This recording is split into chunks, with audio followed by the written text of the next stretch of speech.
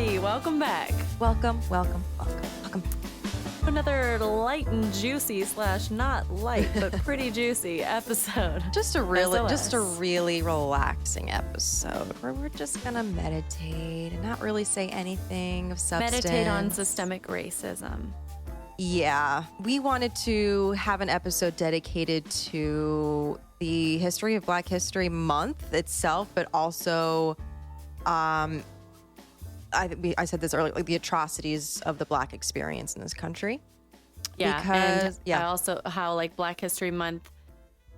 I think for a lot of white people in America, it's this like super watered down, maybe throw up a Martin Luther King quote on your Instagram or like one of his quotes about peace, of course, none of his more intense, aggressive quotes, which are there, but we need the palatable version of MLK, or maybe it's just a little post dedicated to Rosa Parks, or like a little, it's just like, or just the black square, like the black square of it all with nothing, with saying nothing. Or and just that's like your one identity of like a and the racism. way, I don't know, it's just, I think we're all just so fatigued with performative allyship, but also, I mean, we saying like, obviously Black people are fatigued as fuck because they've had to deal with everything, but also just like I myself am just, I agree with the sentiment of like, well, Black History Month is every month, but I'm just so tired of everybody's posting the same shit and being like, we should celebrate this every month.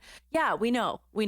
But just posting that we should celebrate it every month doesn't count as your contribution to society when it comes to dismantling systemic racism. Like, what are people actually going to do? And that includes myself, like holding myself accountable, like my friends, family.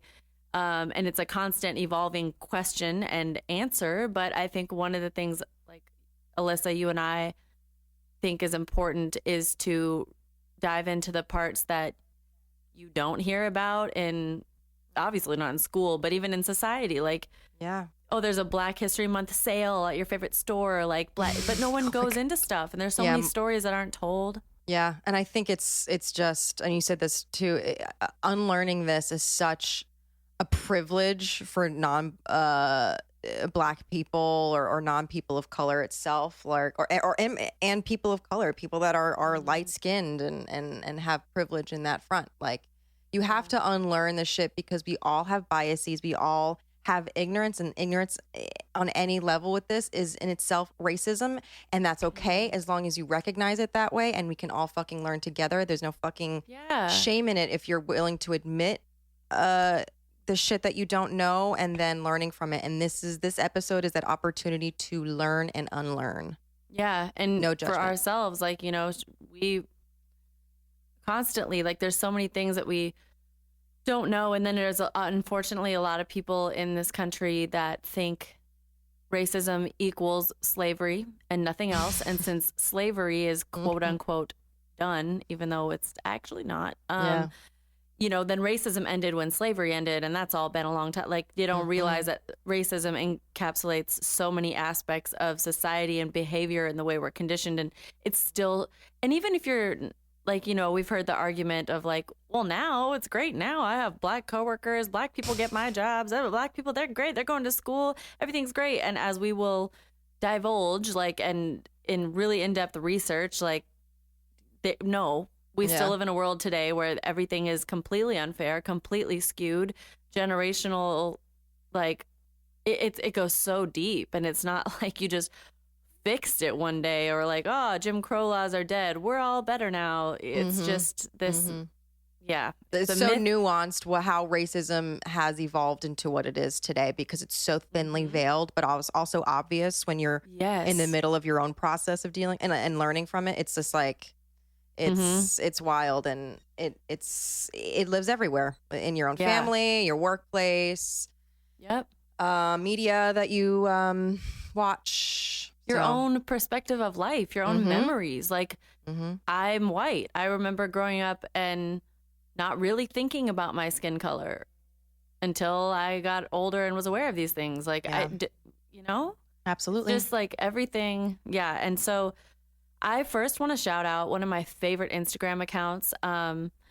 It is black_our story instead of history, but it's an account that literally it's stories. I think their tagline is like stories untold or the untold stories. And every day, this guy Marquise, who I've been in communication with over Instagram for maybe a year or something, he runs it. He does all the research. He puts up these stories, and there's photos to go along. I mean, it's an incredibly educational page. I would recommend it to everybody. And I wanted to share, this is from his page this week, and going into the transatlantic slave trade and the numbers, the reasoning behind why that happened, the numbers of people that were involved, what the actual journey was like. I'm just going to read a couple of the posts because this is really informative, and it's not the kind of stuff that people like Black History Month, like we'll just celebrate the civil rights movement, but actually this is the reality of what happened. So between 1525 and 1860, 12.5 million Africans were shipped from Africa to the, quote, New World, which obviously was only new to the Europeans. It was far from new to the natives who lived there. Out of the 12.5 million Africans, an estimated 1.8 million died. 10.7 million would survive the Middle Passage, which was the journey to America, thanks to the boom of Spanish colonies and the rapid growth of the English. Their lives changed forever as strangers bound to a life of servitude in North America, the Caribbean, and South America. And out of the surviving 10.5 million Africans, at least 4 million went to Portuguese Brazil. Millions of others made their way through Latin America.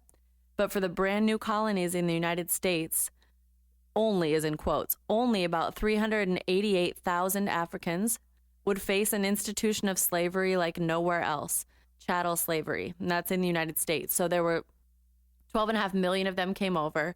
They were distributed all throughout North and South America. And then, 388,000 faced what our country put them through. So 21 to 90 unfathomable days later, the ships, once they took off from the coast of Africa, 21 to 90 days later, the ships completed their journey across the Atlantic, docked on American shores. The first Africans were brought in 1526 and then 1619. As more and more ships arrived, they were forced to come aboard.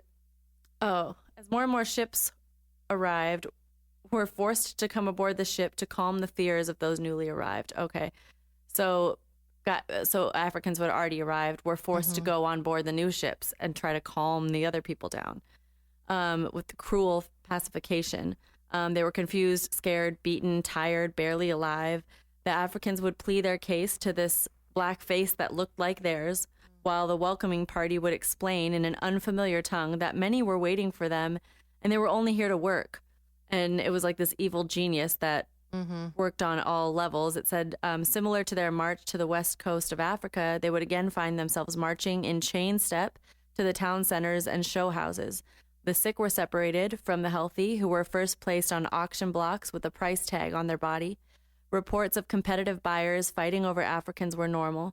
Some buyers roped multiple bodies to stake their claim. Adult males going for high prices as workers and breeders. This was business as usual. After the auctions, the African was delivered to the new owner and then immediately put out to learn and work. For the African, this was the period known as, quote, seasoning, which lasted about a year, which he or she either died from foreign world diseases or survived it.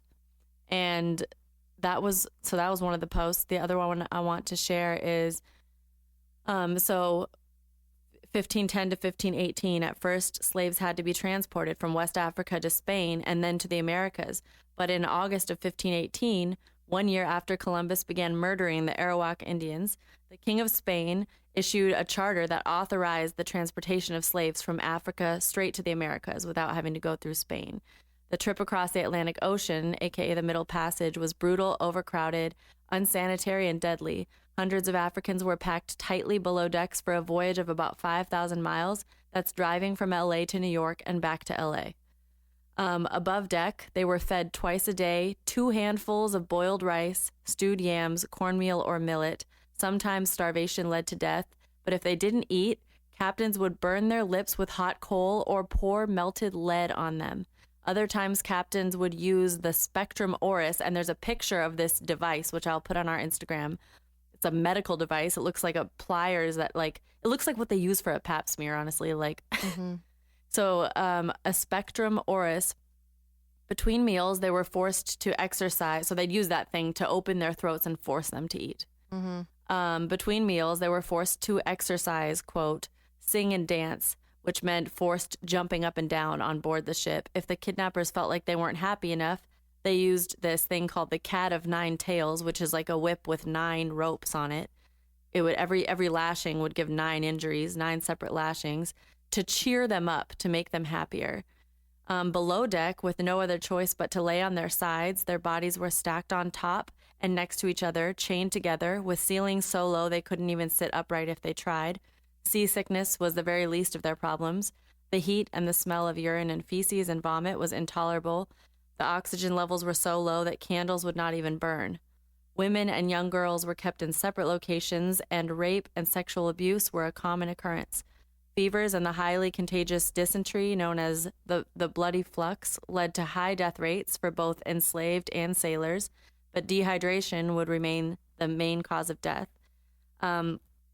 Historians estimate that 13% of the Africans headed to the Americas died aboard slave ships. There were so many dead and dying bodies thrown overboard that sharks actually followed the ships. If the slaves were, quote, lucky to make it across, they were so weakened, brutalized, and demoralized, the mere idea or thought of trying to resist any further was tiring in itself and most likely improbable, because at the end of the Middle Passage was the site of American shores. That meant the beginning of a life no longer your own. And, like, yeah, we're coming in hot with this episode, but, like, those are the things. If we're going to allow if we allow our children to watch all these action films, watch people get shot, play video games where you're brutalizing people, and we think kids can handle that, but we don't think they can be in a school professional setting and learn the reality of what we've done to our fellow humans. Okay. Right. Okay. Are we raising adults here that can actually learn from history so we can no longer have it repeated over and over again and then lie and say that, oh, that wasn't racism. That's not racism. Doesn't exist. You know what I mean? If we don't learn, then it's going to happen over and over again, and we're just going to keep being the fucking things that prejudice. Kids are ignorant. Incredibly aware, capable, intelligent. Like, and the things that we make excuses for, that they should be able to handle this. The abuse that kids handle, the family drama that kids handle, shouldn't have to handle, by the way. And yes, it will mess people up. But I mean, we put kids through a lot of shit and somehow can't stomach the idea that in a formal classroom setting, they can't handle learning the facts. So, yeah, I just got to put that out there.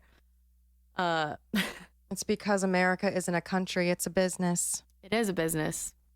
Exactly. Got that from a Brad Pitt movie, for fuck's sake. Why am I learning that from a bad Pitt movie? Same thing. Movie. Yeah, same thing. Oh, God. Anyway. But we also want to, like, kind of share this, because I didn't know myself exactly how Black History Month came to be. But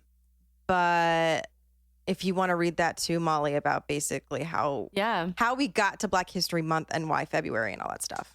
Yeah, so Carter G. Woodson set the foundation for what would become today's National Black History Month, observed each February. In the early 20th century, while he earned a master's degree from the University of Chicago and a PhD from Harvard, both in history, Woodson witnessed how Black people were underrepresented in the books and conversations that shaped the study of American history. According to the way many historians taught the nation's past, historians being white men, obviously, African Americans were barely part of the story, a narrative that Woodson knew was not true. So in 1915, he and Jesse E. Moreland founded the Association for the Study of Negro Life and History, now the Association for the Study of American Life and History, African American Life and History. The organization would promote studying Black history as a discipline and celebrate the accomplishments of African Americans. In 1926, Woodson and that organization, the ASALH, launched a Negro History Week to bring attention to his mission and help school systems coordinate their focus on the topic. Woodson chose the second week in February because it encompassed both Frederick Douglass's birthday on February 14th and Abraham Lincoln's birthday on February 12th. During the civil rights movement, freedom schools in the South embraced the week and its curriculum message as a way to contribute to the mission. By the mid-1960s, the most popular textbook for 8th grade U.S. history classes mentioned only 2 Black people in the entire century of history that had transpired since the Civil War. This is in the 1960s, okay? This is not way back in the day. Those are probably, you know how old our history books when we got to 8th grade, like we likely could have had the same books. Oh, hell my yeah. My parents, my mom was born in 1960. It's Our like, this is siblings, not that long ago. Oh, yeah. They mentioned 2 Black people in the entire century that followed the civil rights. This is the most pop. It's not even just in the South. This is the most popular textbook in the entire country of 8th grade United States U.S. history classes. What the fuck? Yes. Oh my God. Okay. So, let's see. So obviously he noticed that, and he was like, this can't be ignored. It was in that decade that colleges and universities across the country transformed the week into a Black History Month on campus. And then, so that turned into a nationwide, what's the word? Acknowledgement of the month itself, which I find amazing because, colleges are supposed to be safe spaces. I feel like right. It's like any conservative that has anything fucking stupid and ignorant to say about, why isn't there a White History Month? And like, why do we have to? It's like, fuck you. Have you ever read a history book? It's not only is it all white history, but it's like lies. It's lies and white history. Everything is set up. Everything is written by white men.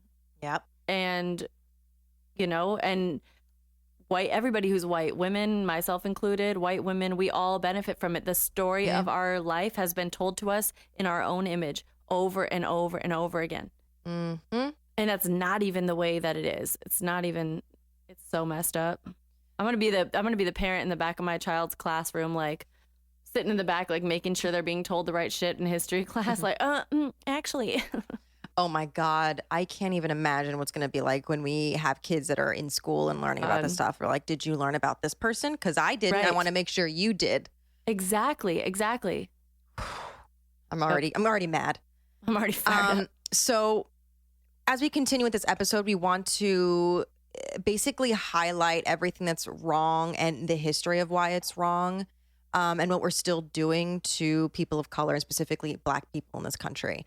And I found this amazing article by Amelia Costigan and Keisha Garnett, Amelia Troiano. It's called The Impact of Structural Racism on Black Americans. You can find it on catalyst.org. We're going to link this episode in our episode notes. This link in our episode notes and everything else too that helped us come with all this research. But they did such a good work on this, and I have to highlight their fucking... they came correct, so we're going to come correct. And I'm going to share with you everything. So first, we're going to talk about the workplace and how we failed Black Americans. Yes. So since the 13th Amendment to the U.S. Constitution abolished slavery in 1865, laws and policies have been implemented that overwhelmingly favor and protect jobs for white people, often by discriminating against and denying opportunities to Black people. After emancipation, Black codes and Jim Crow laws continued to restrict freedoms and opportunities for Black people. These regulations limited Black people's occupations to farming and domestic servitude and forced them into onerous annual employment contracts. Never heard that word before. The occupational segregation that laws enforced exacerbated racial inequality and devalued agricultural, domestic, and service occupations. Punishments for breaking these laws included being forced back into unpaid labor on white plantations.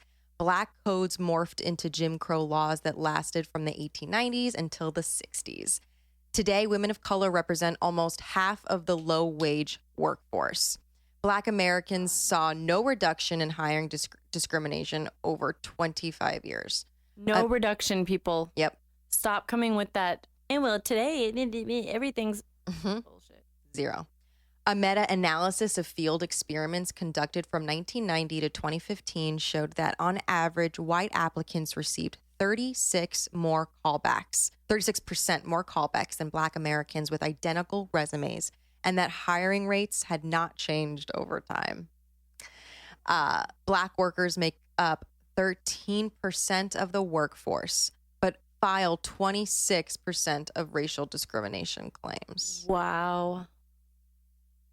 Like, these are not opinions. These are facts. Yeah, this is all. Yeah, you can source us. Come for us. These are fucking facts. Come for us. I'm ready.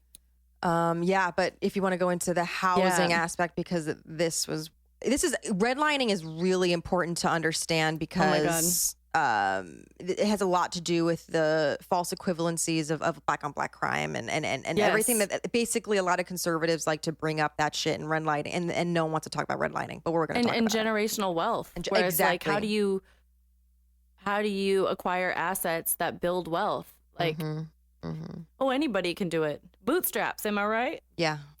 So throughout the 20th century, federal housing policy and practices excluded Black families from opportunities to build home equity and accumulate wealth, creating generational repercussions. In contrast, federal intervention and investment have helped expand homeownership and affordable housing for countless white families.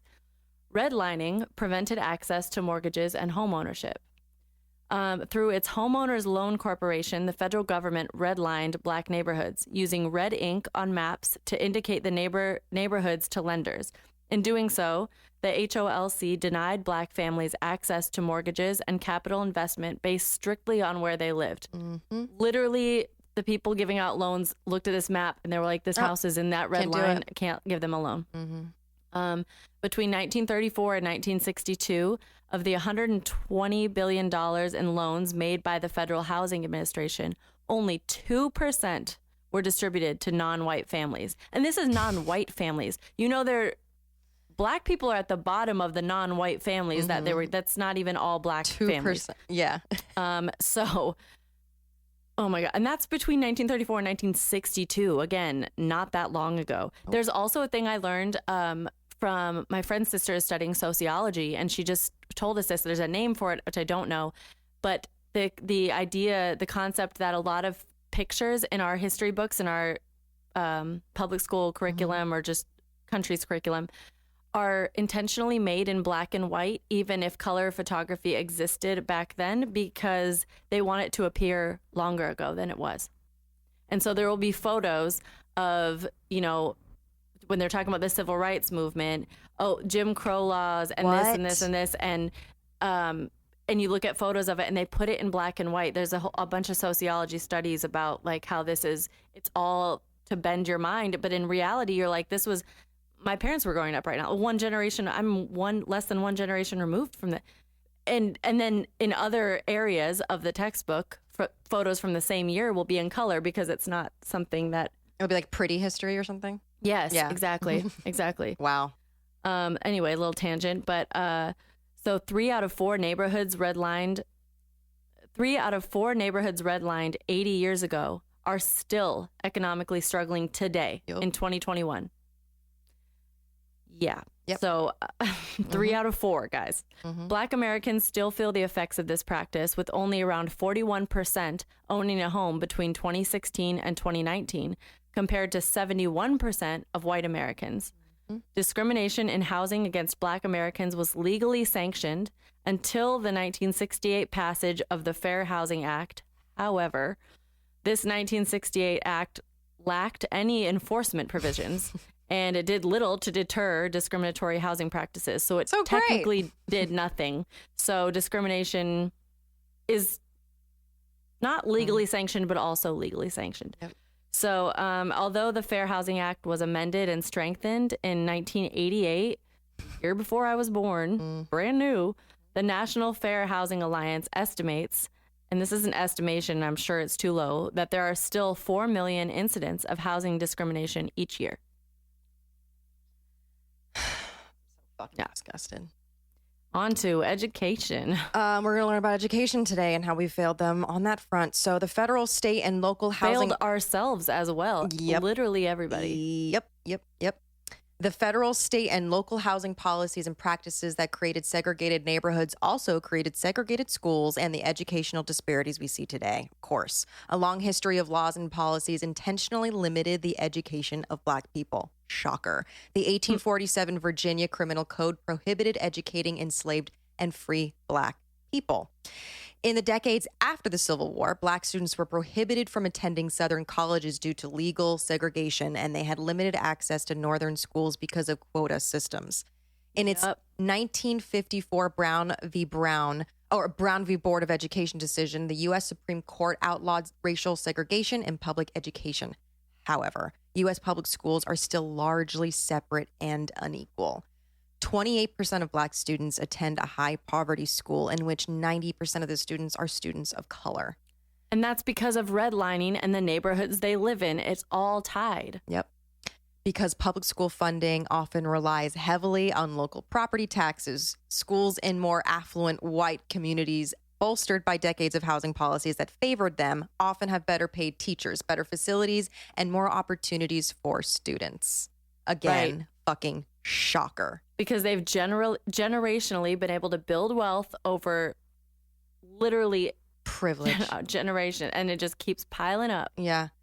And in 2016, mostly white school districts received $23 billion more than mostly non-white school districts, despite serving about the same number of children. Riddle me that one, Molly. What the fuck? Wow. But if anybody like the way that the fact that anybody can come at these facts and say but anything, like, you know what they would say but what? They would be like, oh, but you know what, the scholarships, they favor the Black students.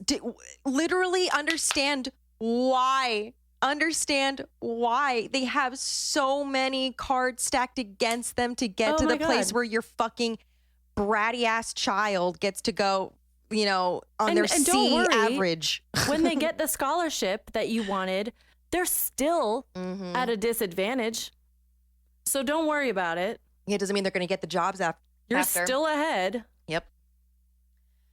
God. Yep. Anyway. Sorry, I'm like... No, it's fine. We're going to be learning about voter suppression now. Yeah. So voter suppression. Which fucking Stacey Abrams is doing a lot of work right now. We're not mentioning her in this bit right here, but please educate yourself on Stacey Abrams and get her book, and she's fighting back on this wholeheartedly. Many laws have worked to suppress Black Americans' right to vote, despite the ratification of the 15th Amendment, which in 1870 specifically stated that the right to vote could not be denied on the basis of race, and the passage of the Voting Rights Act in 1965, which prohibited many discriminatory practices in states with a history of voter discrimination, which is every state, but whatever. Yeah. As a result, Black citizens still face numerous barriers that suppress their ability to elect people into political office with similar interests and experiences. And white people have dominated political leadership positions. I saw some, what was I watching? It was some documentary last week. No, it was a movie. Anyway, the guy there was a white cop that they were doing like a mock trial for, like all these Black people. He had killed this Black man's son. And the Black man was looking, I don't even remember what movie this was, but it was a good cast. Anyway, he was out for revenge, so he like held the cop hostage and the whole police department, and then was like, you're going on trial right now. Here's your jury, you're going on trial right now. And like, it wasn't an official trial, but the jury, he got people who were being held at the police station, so it was like prisoners, maybe like 2 white people. Whoa. And all Black and brown people, and the cop goes, this isn't a jury of my peers. This isn't fair. This isn't a jury of my peers. And the guy looks at him and goes, welcome to our world. Like, you are going to tell me that it is supposed to be my peers? Like, and you're literally your fate is being decided by people that look nothing like you, have not lived a life anything similar to yours. That's really good. That's powerful. Yeah, it was really powerful. I'm trying to find my spot because I don't know why I thought of that, but it was just like, yeah, it's just so messed up. Because, you know, Black citizens still face numerous barriers that suppress their ability to elect people that that share similar interests. That's why. And like experiences in the world. They can't even get people that represent them into office. Exactly. So policies and laws continue to suppress Black voters. Recently, voter identification laws reduced registration opportunities and polling places, reduced early voting, voter roll purging, and a U.S. Supreme Court ruling are fueling a resurgence of voter suppression. Yep. Disenfranchisement laws prevent 1 in 13 Black Americans from voting. That's so many. So many. That's so And many. that's, I bet it's even worse than that, to be For honest sure. with you. They never can't trust anyone. Yeah. Mandated voting ID laws hurt Black people. 25% of Black Americans compared to 8% of white Americans do not have a current government issued photo ID. Yeah, I fucking hate that shit. This whole we need an ID to vote. They're only doing this to hurt Black people and brown people. It's fucking disgusting. Yes. It's disgusting. In 2011 alone, more than 30 states introduced new voter suppression legislation, and 16 of them passed. More than half, ladies and More gentlemen. than half. In 2013, the U.S. Supreme Court struck down part of the Voting Rights Act, opening the door for states with a history of voter suppression to manipulate voting procedures. And there's a lot. So we're like going backwards, guys. Yep. And there's a lot that happened in this past election.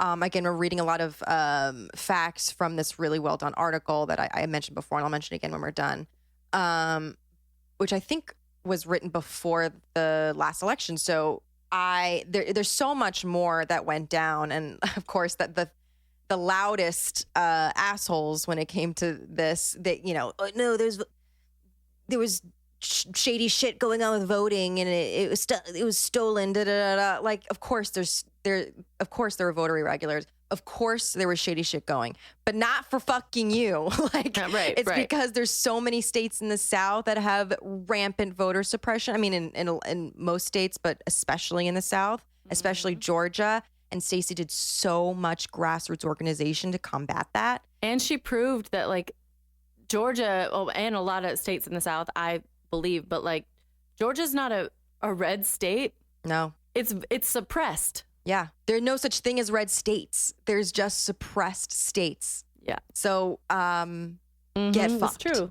Yeah. So let's talk about healthcare. Yeah. Wow. What's that? For all of U.S. history, Black Americans have received unequal access to quality healthcare, resulting in health-related risks and stressors that go beyond individual behaviors or genetic issues. These social determinants of health create adverse health outcomes among Black Americans, which are worse than those of any other racial or ethnic group.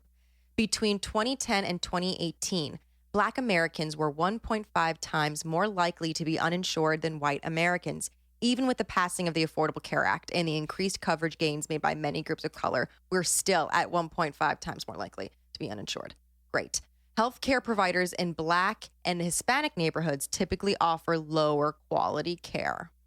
No shit. Of course. People of color receive lower quality health care than their white counterparts, even after accounting for insurance status, income, age, and severity of conditions. The amount of Black women who die giving birth. Oh, we're going to talk about in that. 2021. Yeah. Oh, we're talking about that. Oh, yeah. Chronic exposure to racism and unfair treatment is linked to higher morbidity and mortality rates. Which, I mean, it's like common sense when you think about it, but you don't really think about how much like generational trauma alone, let alone your own personal experiences growing up in this society and what that does to you. It's horrifying. Discrimination is one of the social determinants of health, putting people of color at higher risk for COVID-19, as well as other illnesses, including type 2 diabetes, stroke, cancer, and kidney disease. The life expectancy for Black Americans is 6 years less than it is for white Americans. 6 years? 6 years. Black Americans are more exposed to pollution and unhealthy environments than other Americans. We've talked about that on episodes before. Food desert, yep. Black people are 75% more likely than other Americans to live close to facilities that produce hazardous waste. Partially due to lack of investment in green spaces and trees, historically red-lined neighborhoods are 5 degrees hotter on average than non-red line neighborhoods. And the differential has at times reached 20 degrees hotter than the non-red line neighborhoods. And you go into like Beverly Hills and Bel Air, and it's the most lush green. Meanwhile, Southern California is an actual desert. So that's all by design. Yeah. It's fucking gross. Research has found that the maternal stress brought on by cumulative experiences of racism and sexism is a factor in low birth weight, a leading cause of infant mortality. Black mothers die at 3 to 4 times the rate of non-Hispanic white mothers. The United States has a high maternal mortality rate compared to other affluent countries, and the disproportionate number of Black mothers dying is one of the drivers. Yeah, this country's number one, all right. A study, this is interesting. A study in New York found that college-educated Black mothers were more likely to suffer severe complications from either pregnancy or childbirth than white women without a high school education. Wow. So you can have like a socioeconomic, like, I guess, privilege as a Black woman and be college educated, but still more likely to suffer severe complications than an uneducated white person. I mean, there's TV shows glorifying teen mothers that are predominantly white and uneducated. Yeah. What? But I guess I would feel like that speaks to the generational trauma and like the stressors and the chronic. You can have that much of a socioeconomic. I thought you were going to say, so college educated Black mothers compared to white mothers who are not college educated, but white mothers who don't have a high school, what'd you say? high school education. Education? Yeah. Yeah. Oh my God. I just don't understand the actual mental capacity. If anybody listens to this episode and doesn't understand what's happening, I think you need to get a CAT scan. Yeah. Sincerely. Like, I want to see the scan of your brain. Yeah. It's time to take the earmuffs off. Yeah. And get uncomfortable. The wealth gap. Ooh. In 2016, white families had an average net worth of $171,000, almost 10 times higher. This is in 2016. 10 times higher than the $17,150 average for Black families. Because many white families balk at buying homes in predominantly Black neighborhoods, home value appreciation, a major source of wealth, is inhibited for Black families. Yep. Just because the house near them is devalued because it's in a Black neighborhood. How fucking unevolved and disgusting are we as a species, honestly? The devaluation of Black people's work has long-term effects. Black women make 62 cents for every dollar that non-Hispanic white men make based on full-time, year-round work.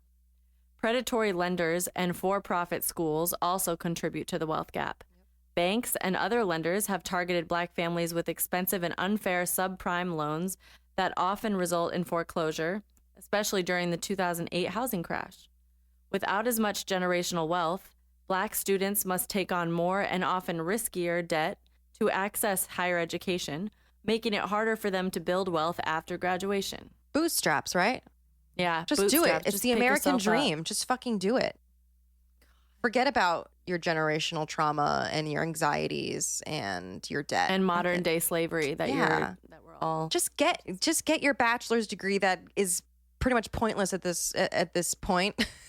Right. Go into debt and deal with it. And if you're a failure, that's on you. Yeah, not to mention how hard it is to even get accepted. I'm just, it's so disgusting to me. So this is our final little bullet point where we're going to be talking about, and this is the criminal justice system. This is actually modern day slavery. Yep. Throughout U.S. history, the justice system has been used to watch, control, detain, exploit, and in too many cases, kill Black people. This is reality. This is not hyperbole. Slave patrols made up of white community members beat, terrorized, and kept enslaved Americans under surveillance at the directive of local authorities. After the Civil War, vigilante groups, including the Ku Klux Klan, continued the tactics of the slave patrols to control and terrorize Black Americans. The U.S. Supreme Court decision Terry v. Ohio in 1968 permitted police to stop and frisk a citizen based on a reasonable suspicion. The person had committed a crime, a change from the standard of probable cause. From 2004 to 2012, the New York Police Department briefly detained and usually physically searched 4.4 million people. 80% were Black or Latino. And in 80%. And in 98.5% of the searches, the subject was not carrying any weapon. Had nothing on them. No. 98% of those. Great. Oh my. And then convict labor, which is basically a replacement of slavery. The 13th Amendment to the U.S. Constitution abolished slavery except as a punishment for a crime. Yep. That's the thing, folks. This is the amendment. This is the 13th Amendment.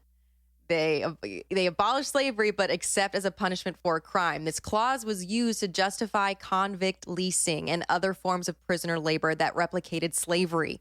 And then a crime becomes loitering. Yeah. Loitering's a crime. Oh, you don't have a home? You're standing Exactly. outside this store. Slave labor. Exactly. So, yeah, to detain Black people, Southern states enacted Black codes under which only Black people were arrested and prosecuted for minor offenses. Only Black people, such as loitering, breaking curfew, vagrancy, carrying weapons, and not having proof of employment. Proof of employment? Yeah. Who the I'm Fuckery. sorry. Mm-hmm. As more and more Black people were incarcerated, states profited by leasing prisoners to private industries like railways and mining, where Black Americans were forced to do dangerous and deadly work for no pay. No pay, and then their families have to live close to these chemical plants and these mines. And Yep. Today, at the Louisiana State Penitentiary, known as Angola, prisoners who are mostly Black work in fields that were once part of a private slave plantation. I had no idea about this, by the way. This is happening. They're making Black prisoners work in fields that were slave plantations. They are supervised by mostly white guards who are known as freemen.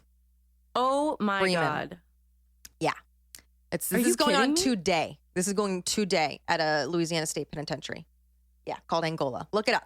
Oh my God. The use of force by police is one of the leading causes of death for men of color aged 25 to 29.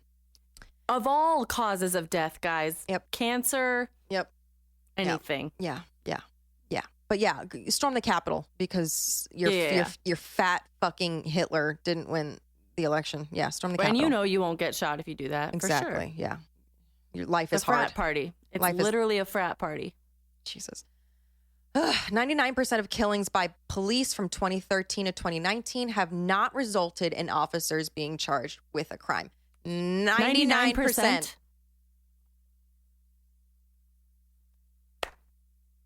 No charge. The prison population is, shocker, drum roll, disproportionately Black. 33% of U.S. prisoners are Black compared to 12% of the general population. 33. White people are 30% of prisoners and 63% of the general population, as to compare. Bail bonds are set twice as high for Black defendants than for white defendants. Wow. Hmm. Interesting. While many employers are reluctant to hire job applicants with a criminal record, multiple studies have found that they're even less likely to hire Black people with criminal records. So this is interesting. This is a study. A study in New York City found that only 10% of Black job applicants with a criminal record received a callback for a job offer, compared with 22% of white applicants with a criminal record and 25% of Black applicants without a criminal record at all of whom had identical resumes. So basically, yeah, so only 10% of Black job applicants with a criminal record. These are so we have Black job applicants, white job applicants, and they all have criminal records. And then Black applicants with no criminal records, they all have identical resumes, but only 10% of the Black job applicants with the criminal records received callbacks, compared to 22% of white applicants with a criminal record and 25% of. It's just like, wow. think about it that way. Like the 22% of white applicants with a criminal record and 25%, like it's only a 3% difference. Between Black Black Americans with no criminal record and white Americans with the criminal record. Exactly. You're basically the same. It's basically the same. Yeah. Yeah. Yep. Yeah. Yep. Okay. So again, I need to shout out the amazing article, The Impact of Structural Racism on Black Americans. Find it on catalyst.org.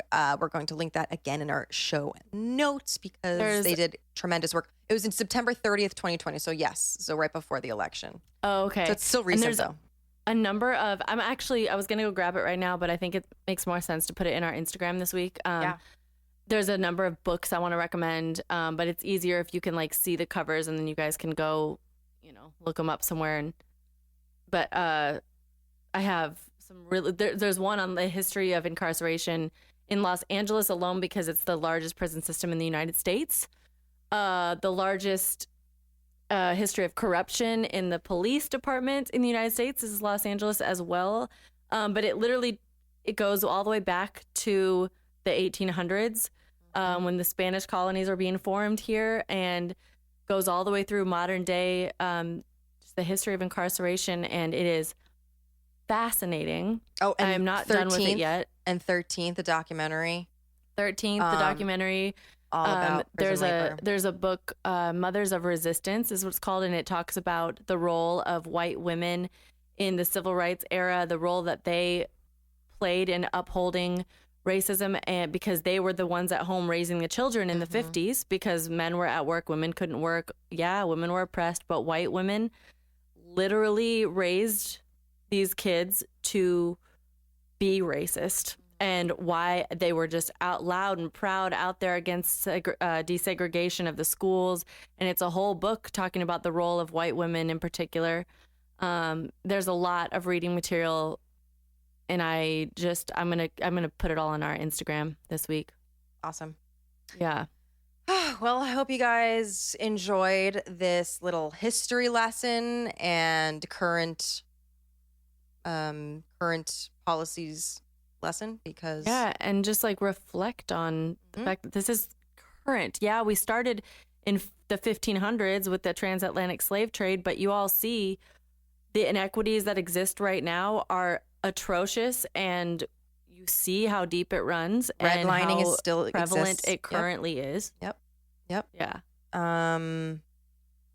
Fuck. So we wanted to shout out an organization. Why not Black Lives fucking Matter? Have you heard of it? Yeah. So Black Lives Matter was founded in 2013 in response to the acquittal of Trayvon Martin's murderer. Black Lives Matter Global Network Foundation Incorporated is a global organization in the U.S., UK, and Canada whose mission is to eradicate white supremacy and build local power to intervene in violence inflicted on Black communities by the state and vigilantes. Join and donate to the movement to fight for freedom, liberation, and justice by visiting blacklivesmatter.com. Yes. Thank you so much. Follow us on IG and Twitter at the SOS Pod. Yes. Subscribe, rate, and review on YouTube, iTunes, Spotify, Google, and more. Reviews really help this episode in particular because it's such an information download for us as well as you listeners. Like, share it. Just spread it around. It's Black History Month. Please do this instead of putting a post of MLK or a black square on your page. Like, link to our episode. So family, friends, these are things like we're all learning. We have to continue to learn. We have to listen to these stories that make us cringe because that's how we evolve. So exactly. Challenge yourself because it's it's 2021. We're tired. Everyone's tired. Let's learn. Yeah, but I'm Alyssa Rosano. I'm Molly Cottrell. And here's to turning. Yes. We're so good at this. Here, I'll do the first part. Ready? Okay. Here's to turning meltdowns into magic.